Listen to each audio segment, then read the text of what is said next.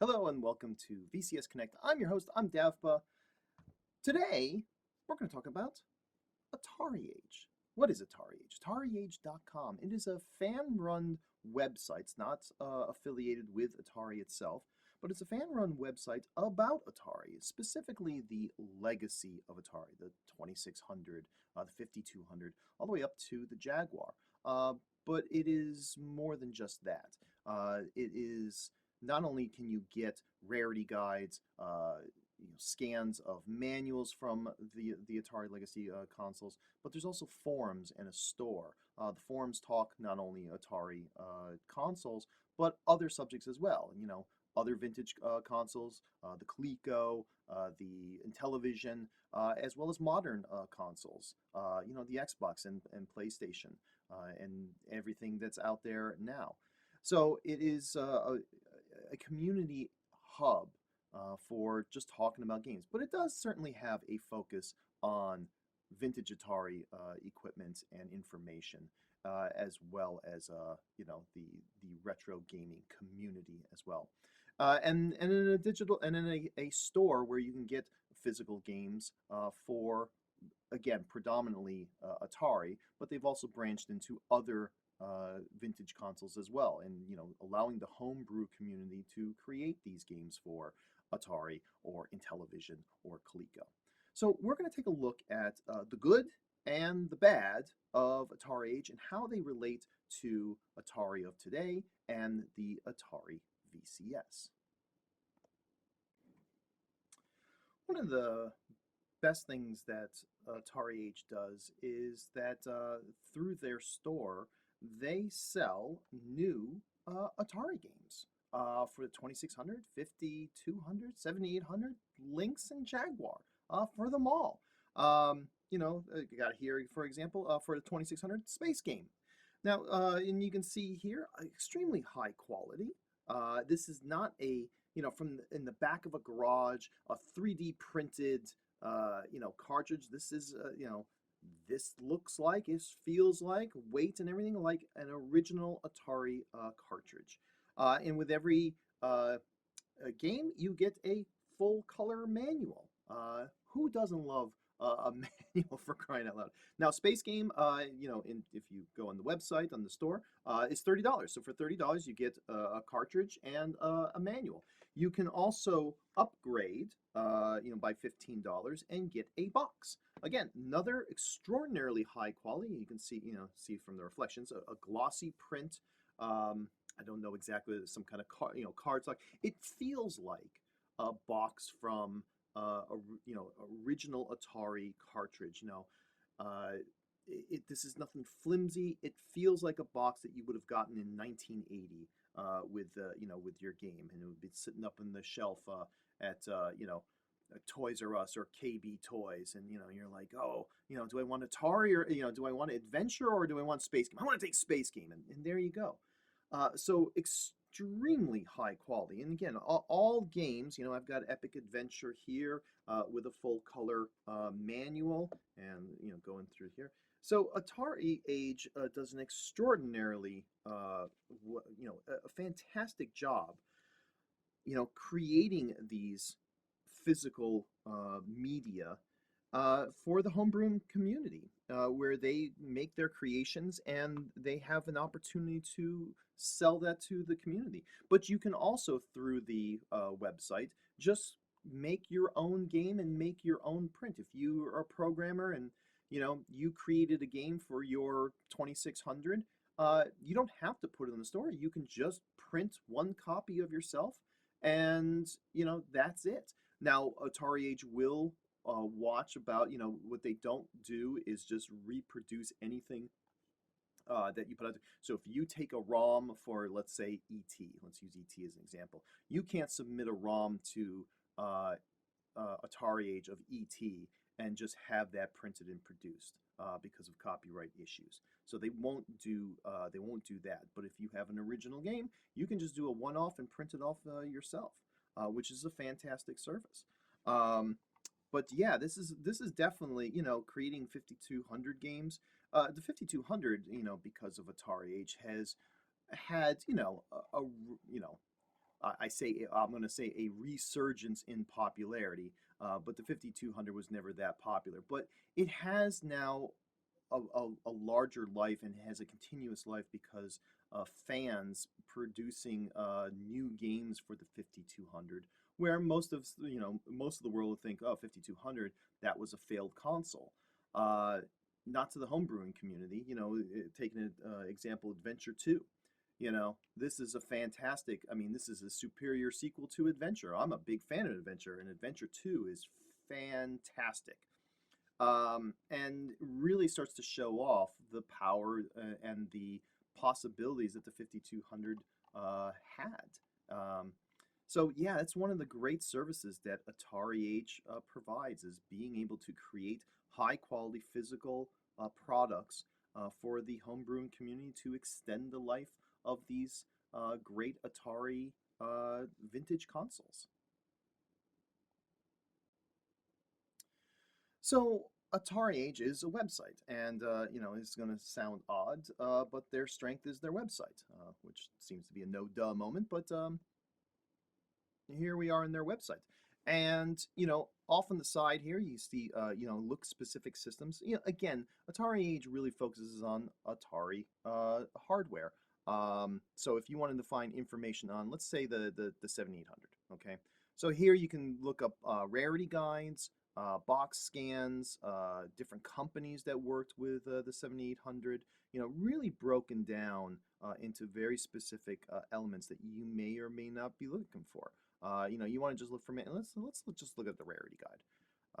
Here we go, and we're just gonna big old search, and so you can see right here, boom, all the games that are that was produced and made for the 7800. And off on the side, you can see some quick links if you just want to. Oh, this is what I was looking for. Looking for 3D asteroids, right? And see screenshots. Oh, you learned it's a prototype. The rarity guides on the side here. What's something rare? Diagnostic test cartridge. Well, that doesn't sound very exciting. What's number 7 here? Matt Mania? Is that what it is? Mean 18 Ultimate Golf. Let's take a look at that. So Mean 18 Ultimate Golf, you get a description here, and then down up here you can see what the model number of the cartridge was. Let's see, the controller was the Proline joystick. If you wanted to see what the cartridge scan looked like, there you go. Let's go back here. Box scan, taking a look at what the box was. And screenshots. What was this game? Oh yeah, that's a great game. It looks fantastic. Right. Actually, it does. It's I've played Mean 18. It's a pretty damn good game for 1986. And then in this case you can download the ROMs. If you own the game, you can legally download that ROM. But then you can external reviews. There's even links to eBay for a quick search on there. But in the 7800 you can look at hardware, okay, and then a breakdown of all the various types of hardware there. You got the console itself, the Proline joystick, and then the Atari joypad for the 7800. I happen to have a couple of those. They were only available in Europe. That was a major mistake on Atari's part. Should have been the standard controller, as far as I'm concerned. But for each console, you can go into 5200 and see all the different types of hardware, the 4-port to 2-port, and a breakdown of what was available for there. And certainly the 2600, when we start getting into hardware, certainly a large variety, because that was a console that lived on maybe a little too long for its own good. But yeah, so it's amazing what AtariAge over these years have gathered together information-wise, and has made available for people to see and look through. Looking through the old catalogs. Boy, those was so exciting to look through catalogs of future games. You can go into here and see just the different games.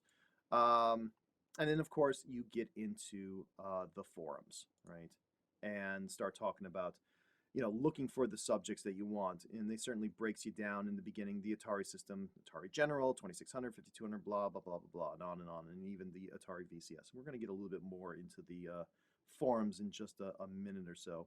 But, on the positive note, the Atari Age forums are quite robust, quite active, and covers a lot of different subject matters. Not only just Atari, but other classic consoles. ColecoVision and Television, the Bailey Arcade, Astrocade, Odyssey 2, and on and on. Classic computing, modern consoles. So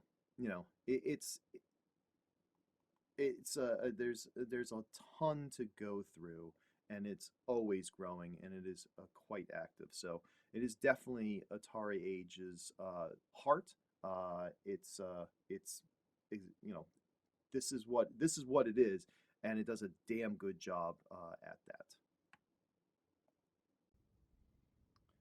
Now, talking about some of the negative things of Atari Age.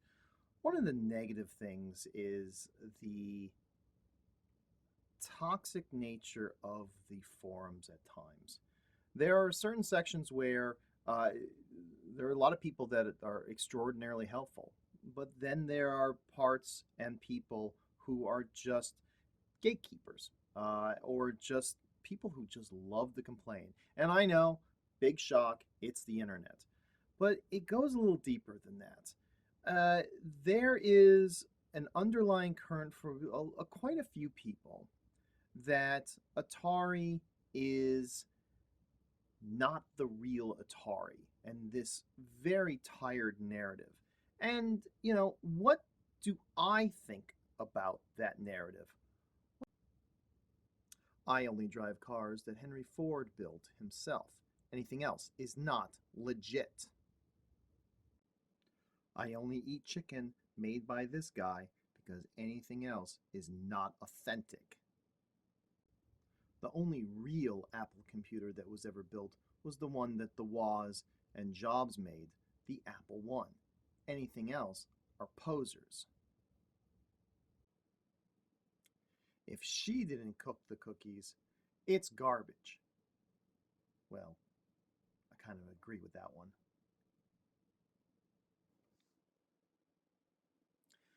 Mostly, I think it's now time for the community to just move on, to let some things go. No company stays the same over time.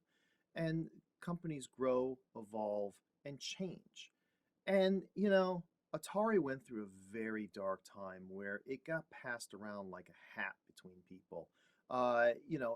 After Warner Brothers, shed off Atari to Jack Tramiel, and then Tramiel, sold it off. Then after Atari went under, it went from a holding company to a hard drive company to Hasbro until eventually it got into Infogrames. They purchased it, and in the beginning there, Infogrames wasn't the greatest holder of the Atari name and legacy, right? Like a lot of the companies that preceded it. And what I think a lot of the negativity towards Infogrames that eventually became Atari SA was that they were very aggressive in terms of protecting their IPs, from people who were making clones or illegal games based off of the IPs that now Infogrames had purchased and owned.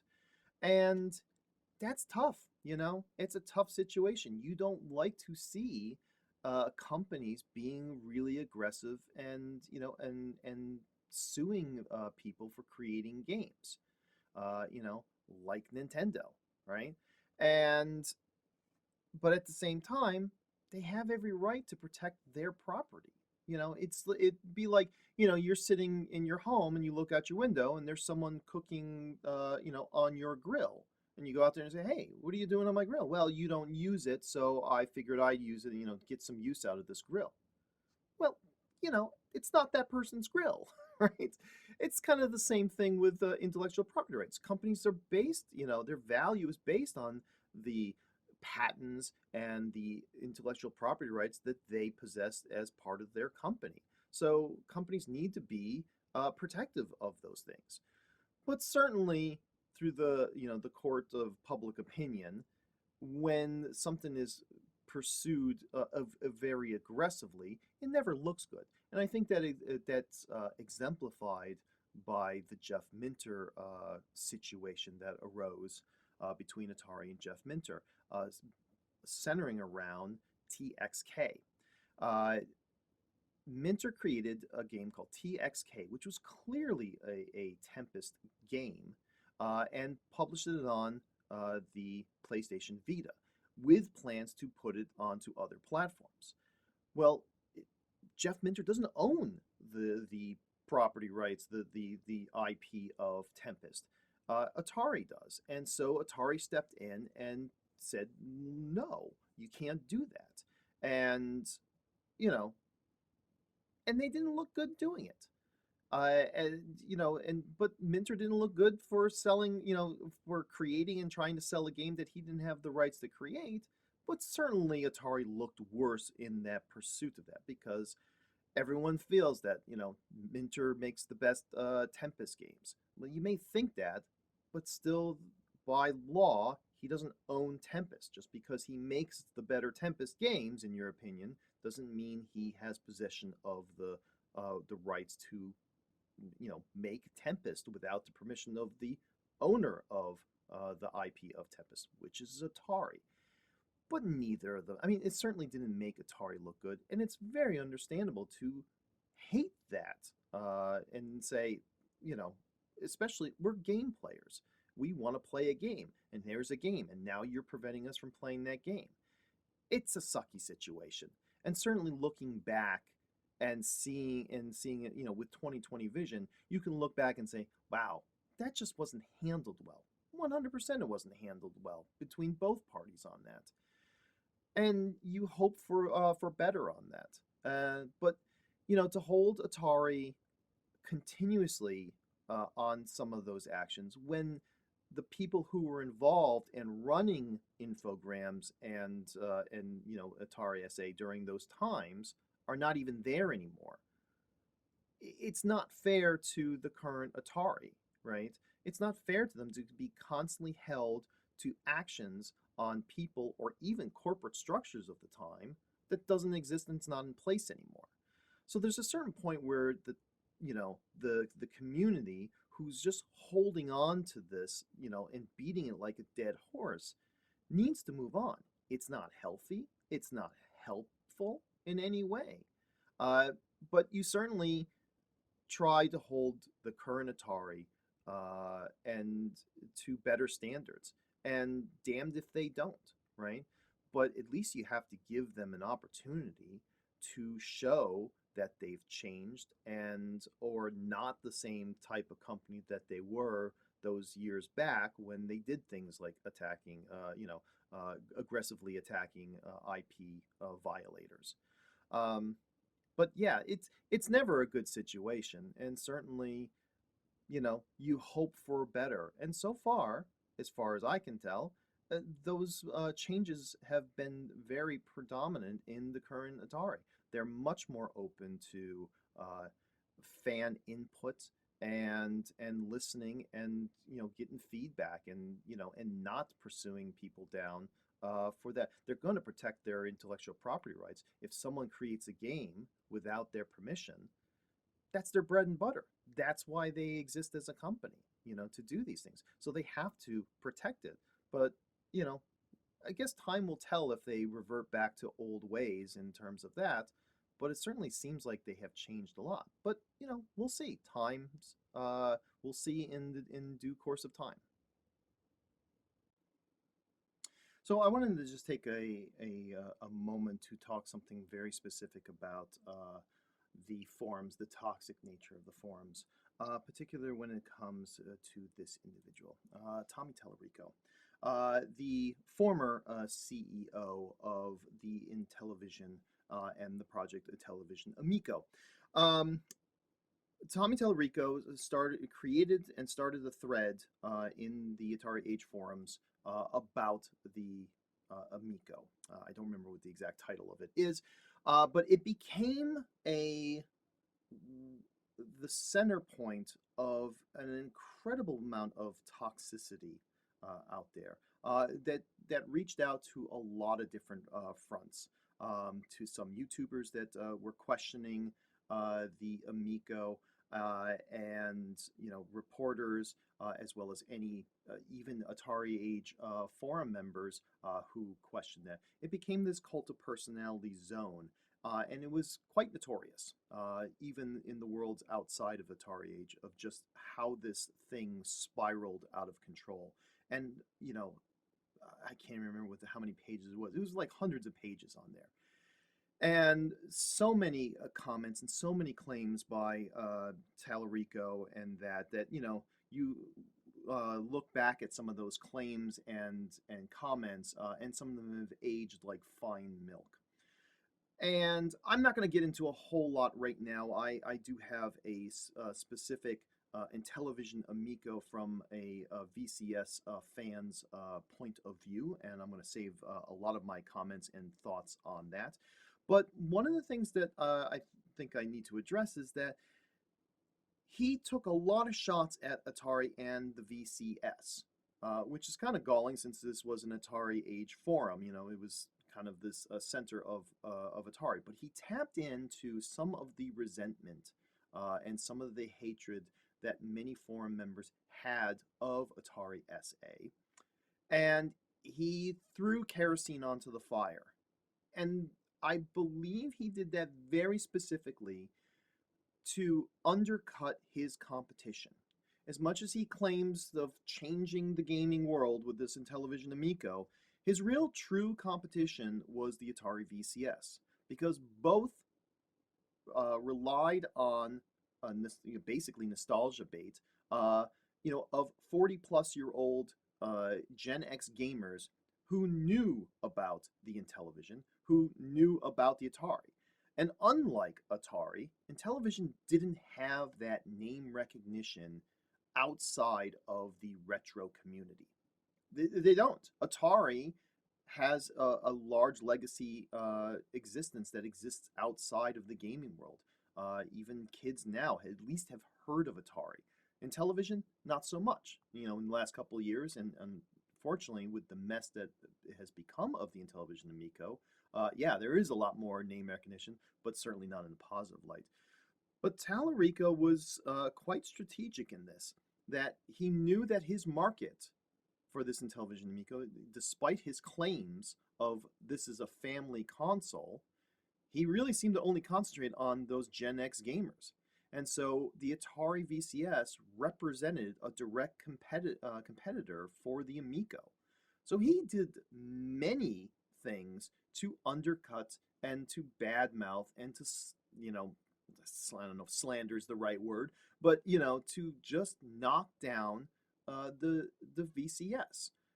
Some of the very snide comments about the ownership, the people who run it, their just a large variety of things that not only just fueled that underlying toxicity that existed there, but just allowed it to explode and to expand.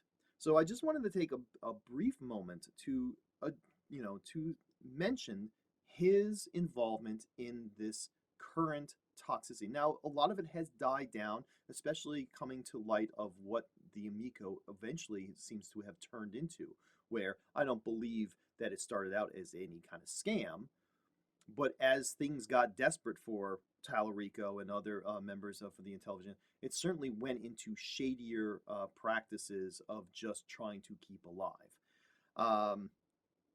Meanwhile, everything that he claimed about Atari and the Atari VCS is completely not true. The Atari VCS came out. The Atari VCS is being supported by Atari, and all that. Again, I'm going to get more into that in another video, specifically about what is the VCS and what it isn't. But certainly, he did his best to try to demolish anything that was the VCS in the minds of his potential market for the Intellivision Amico. Another negative that I want to talk about Atari Age is, frankly, the flip side of one of the positive things I talked about, the games, the physical media that they produce. The downside is that while there are a lot of great games that are originals, like Adventure 2 and Time Salvo, there are other games that the rights, you start getting into murky areas. For instance, I've got here a 5200 cartridge of that was originally, it's Tempest. It was originally the prototype of Tempest that was going to be done on the 5200, and with the Atari's collapse in the 80s, and sold off in Sunnyvale. Somehow the prototype kind of floated around, and then finally was found and finished off, and then was put into a physical cartridge, the 5200, which the prototype was created. Another example is, this fantastic recreation of Qbert for the 7800, B asterisk NQ, however you pronounce that. It's fantastic.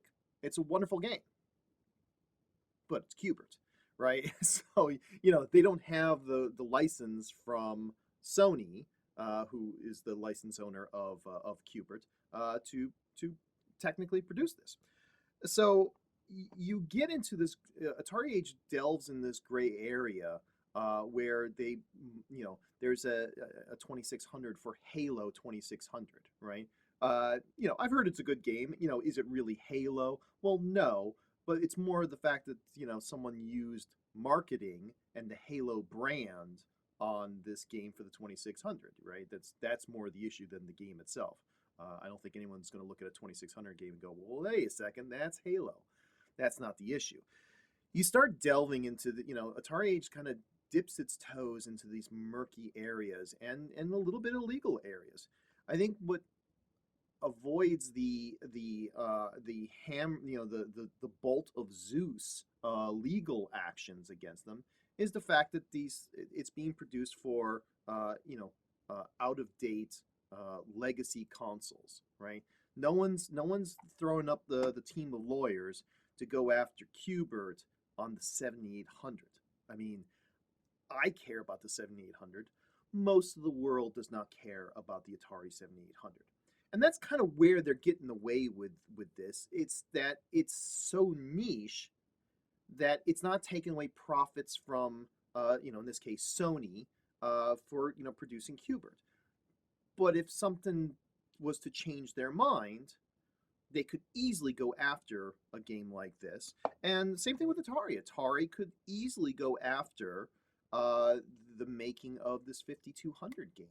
But the fact that it's on the 5200, which out of all their consoles is probably the most maligned of the consoles, Atari, turns a blind eye, just like Sony turns a blind eye, much like Microsoft is turning a blind eye to a version of Halo in the 2600. But every single one of those companies has every right to protect their imagery, their intellectual property, their IPs. And so all of those games that delve into either a reproduction of a game that they didn't have the rights to do, or with marketing or calling on a name that they don't have the rights to do, really is ultimately tempting fate against the team of lawyers that could be sent on them. And again, because these are old legacy consoles and niche consoles, there's not they're not selling millions of these, and they're not taking away profits from Sony on it. It's this kind of little gray area that they kind of nestle themselves in. And that's kind of where Atari Age kind of gets stuck a little bit.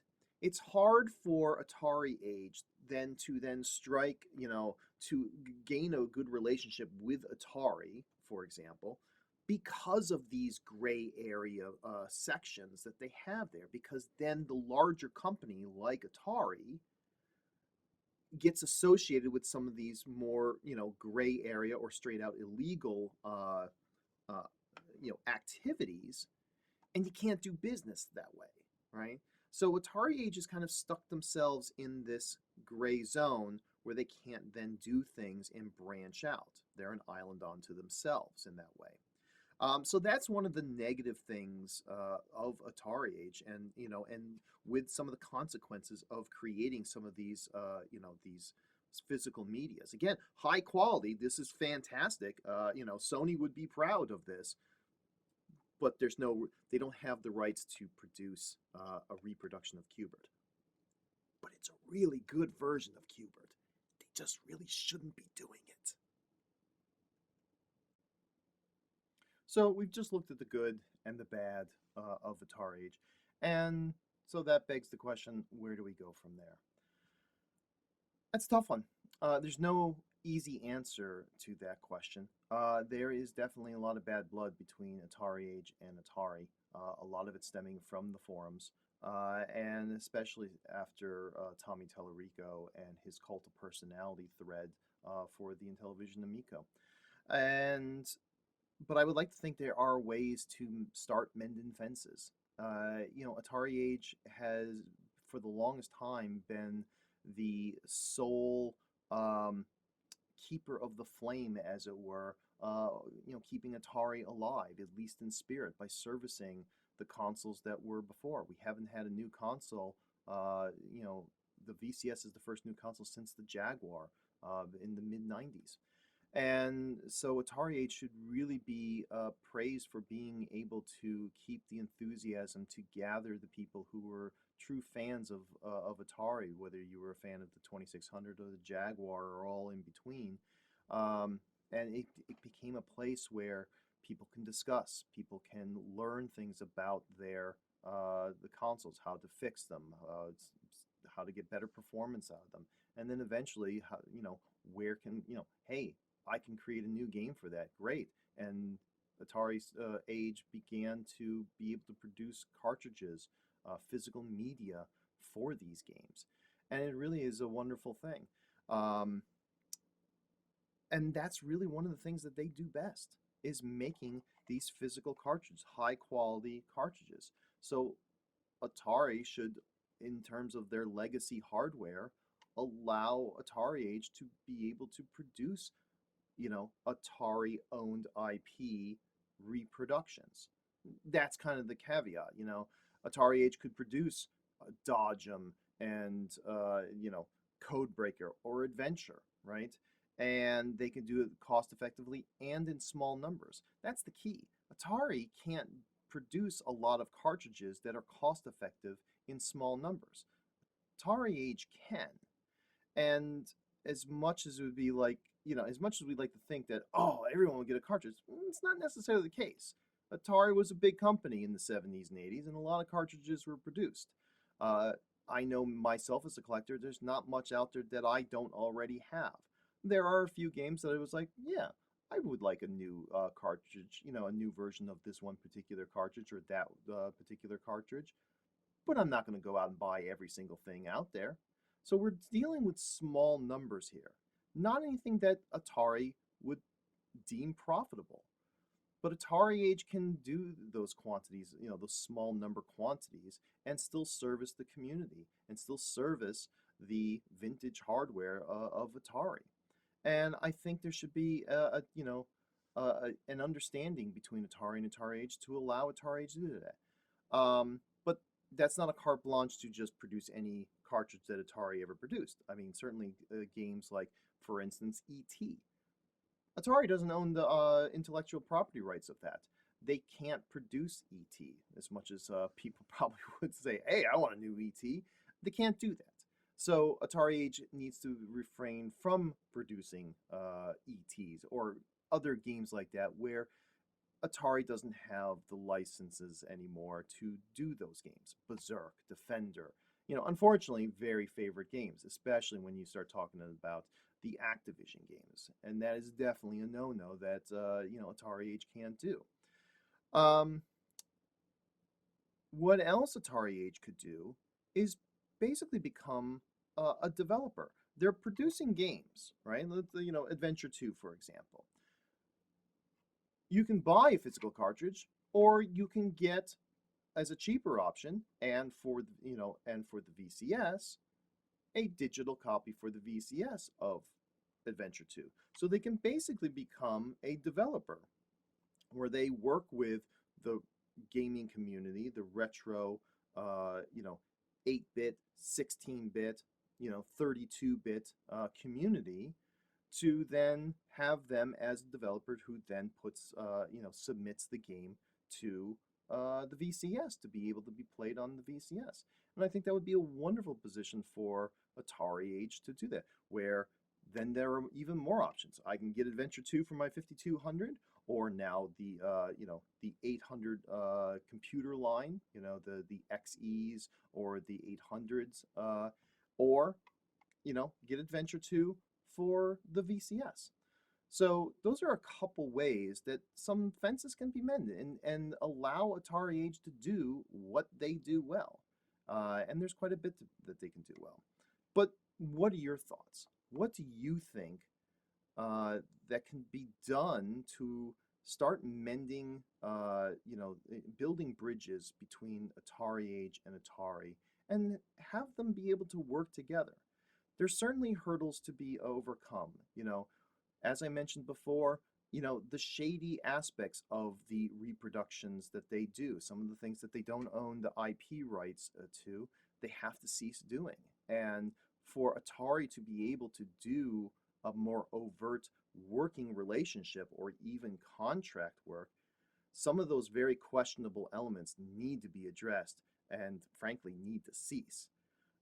And that kind of handcuffs Atari from being really able to do anything with Atari Age. So Atari Age has some things that they really need to address if they want to do something with Atari in an official capacity, or maybe they don't. So what are your thoughts? What can Atari Age do? What should they do? And what should Atari do in regards to Atari? So leave a comment. That would be great. And until next time, hey, you enjoy whatever game you're playing, and I'll see you next time.